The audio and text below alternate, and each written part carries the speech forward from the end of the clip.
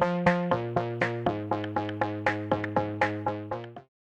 teman-teman, apa kabar? Welcome back to my channel. Di video kali ini kita akan melanjutkan tutorial Express.js dengan TypeScript. Di video sebelumnya kita sudah membuat route dan juga log.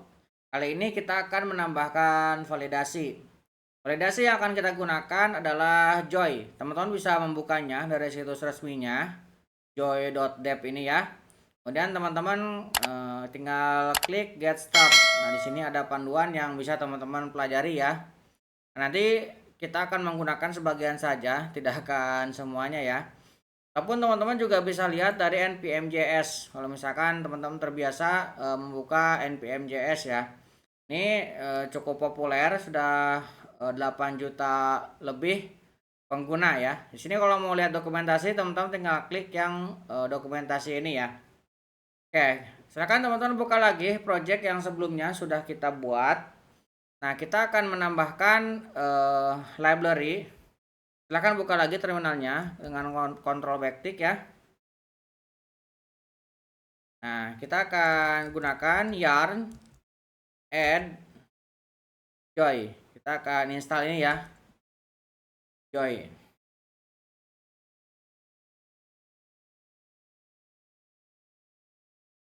Oke, sudah terinstall.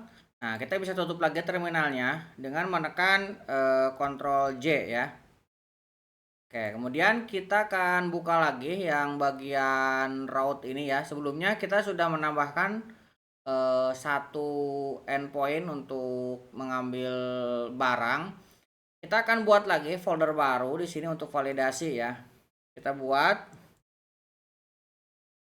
validation. Nah, dalam validation kita akan tambahkan barang validation karena kan kita menggunakan barang contohnya ya. Barang dot validation.ts. Nah, seperti ini ya. Nah, di dalam barang validation kita akan definisikan joy-nya. Kita import joy from joy. Nah, kemudian di sini kita akan coba export untuk prosesnya ya. Proses untuk validasinya. Kita akan tambahkan input barang validation. Nah, validasinya ini kita akan buat arrow function di mana kita akan mengirimkan parameter berupa objek ya. Kita gunakan payload di sini. Saya akan tambahkan di sini payload. Payloadnya kita akan isi dengan, kita buat dulu untuk type-nya. Kita buat folder baru lagi. Di sini kita buat type ya. Type ini untuk menyimpan interface. Kita buat di sini satu lagi. Barang dot type dot ts. Nah, dalam type-nya kita akan definisikan untuk interface-nya. Kita buat export default interface barang type. Nah, barang type ini kita akan isi dengan field yang akan kita gunakan. Pertama kita akan menambahkan ID, tipenya adalah number. Kemudian nama kita akan isi dengan string. Kemudian ini tidak perlu pakai koma ya, langsung seperti ini. Kemudian kita tambahkan lagi jumlah. Jumlah ini kita buat number.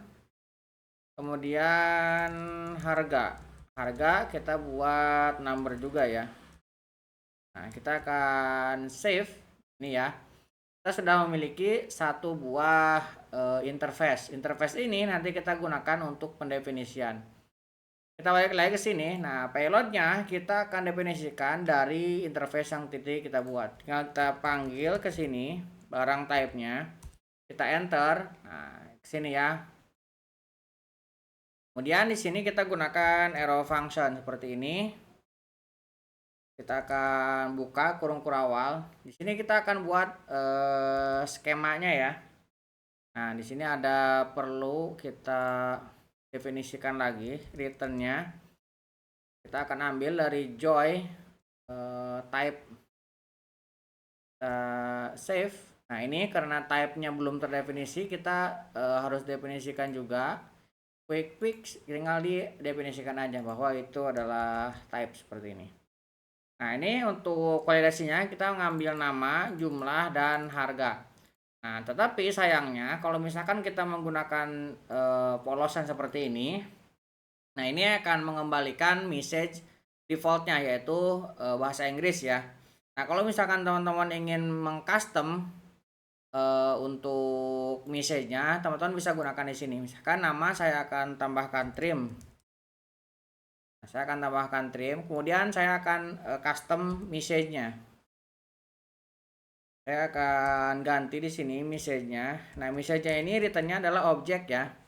Jadi kita bisa mengisi. Misalkan saya akan mengisi, kalau misalkan base-nya dia harus berupa string, kalau misalkan dimasukkannya berupa number. Kemudian kalau misalkan dia kosong, kita kasih tahu bahwa harus diisi. Nah, yang ini juga sama ya. Ini bisa kita tambahkan message. Message-nya misalkan mirip ya. Seperti ini, tinggal diganti dengan field-nya aja di sini. Ini juga sama. Kita akan ganti message-nya seperti ini. Ini tinggal kita save. Ini untuk validasinya. Kemudian kita akan membuat lagi untuk entry point-nya. Nah, sini kita akan tambahkan. Kita buat router baru, metodenya post karena kita akan mengirimkan data. Nanti endpoint-nya adalah barang. Nah, ini akan memiliki request response sama dengan yang sebelumnya. Tetapi sebelum kita mengirimkan data, kita akan validasi dulu ya. Nah, validasi ini akan input barang. Nah, kita akan ambil dari request body. Nanti ini akan mengembalikan dua buah objek ya, error dan value. Kita akan buat sebuah konstanta di sini. Kemudian kita akan ambil error dan value-nya. Error dan value. Nah, error dan value kita bisa cek jika errornya tidak sama dengan nol, artinya ada isinya, baru kita akan kembalikan ya. Kita akan returnkan sebuah respon yang statusnya adalah 400. Nah, message-nya ini kita akan buat lebih standar ya. Kita buat misalkan akan ada error. Nah, errornya kita akan ambil dari error.detail kemudian message. Kemudian kita akan tambahkan di sini message-nya.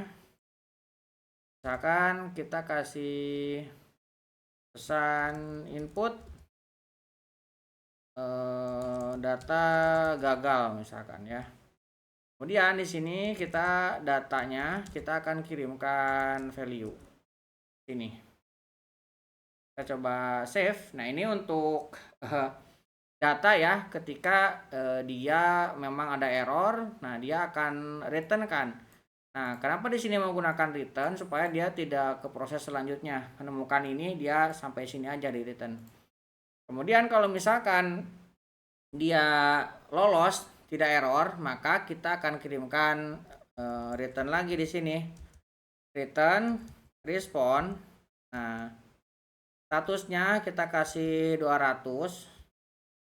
Kemudian di sini kita pesan input data sukses dan errornya kita kasih 0 seperti ini ya. Dan value-nya kita masukkan juga ke sini. Oke, kita akan save. Ini ketika kita memiliki data kemudian error ya. Sekarang kita akan coba lihat barang router. Oke, kemudian di indeksnya ini sudah kepanggil juga. Nah, teman-teman bisa buka lagi ini. Kita akan copy. Nah, teman-teman buka lagi Thunder kliennya. Silakan buat new koneksi seperti ini. Ini tinggal dipaste ke sini, kemudian metodenya adalah post ya. Nah, teman-teman bisa buka lagi terminalnya. Ctrl J. Kita akan clear screen, kemudian kita jalankan yarn dev.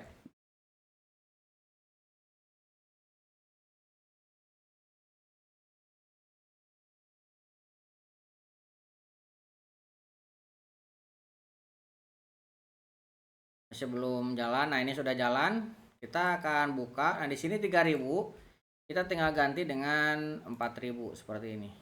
Metodenya post, kita coba kirimkan. Nah lihat errornya barang harus diisi, input gagal, datanya kosong. Kita bisa tambahkan di sini bodinya.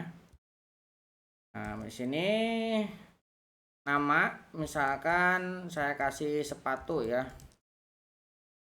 Kita coba send. Nah, jumlah harus diisi. Misalkan sepatunya ini sebuah spasi kosong. Nah, barang tidak boleh kosong. Atau misalkan kita kasih zero seperti ini. Nah, barang harus berupa string. Nah, ini validasinya sudah jalan ya. Sepatu. Nah, oke, kita tambahkan lagi di sini untuk jumlah. Misalkan jumlahnya kosong, kita kirimkan, jumlah harus berupa angka. Misalkan kita kasih 0. Nah, harga harus diisi. Kita tambahkan lagi di sini harga. Nah, misalkan harganya kita kasih spasi kosong. Kita kirimkan, harga harus berupa angka. Misalkan kita kasih 1000 ya. Nah, stoknya ada 0 dan harganya 1000 misalkan. Kita kirimkan. Nah, ini sukses kah? Input data sukses. Namanya sepatu, jumlahnya 0. Nah, ini adalah data kiriman yang kita post dan sudah divalidasi. Kalau misalkan tidak memenuhi, dia tidak akan ke proses selanjutnya. Oke, untuk validasi kurang lebih seperti itu. Mudah-mudahan bisa membantu teman-teman. Buat teman-teman yang belum subscribe, jangan lupa subscribe dan nyalakan tombol loncengnya. Sampai ketemu di video selanjutnya.